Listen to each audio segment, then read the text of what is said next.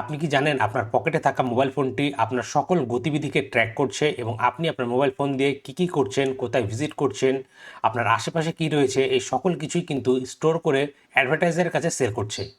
So আজকের এই ভিডিওতে আমি আপনাদের দেখাবো কীভাবে আপনারা এই কাজটি থেকে নিজেদের ফোনকে সুরক্ষিত রাখবেন। সো এর জন্য আপনি যে কাজটি করবেন, আপনারা অ্যাপে ক্লিক করবেন এবং এখান থেকে সেটিংসটি ওপেন করবেন। দেন স্ক্রল করে সার্চ করবেন গুগল। দেন গুগল সার্ভিস থেকে আপনারা অল সার্ভিসে যাবেন, স্ক্রল করে উপরের দিকে যাবেন এবং এখান থেকে যাবেন অ্যাডসে। দেন ডিলিট অ্যাডভার্টাইজিং আইডি, এটিতে ট্যাপ করে আপনাদের অ্যাডভার্টাইজিং আইডিটি ডিলিট করে দিবেন। দেন আপনারা যাবেন লোকেশন অ্যাকুরেসিতে, এটিকে টার্ন অফ করে দিবেন।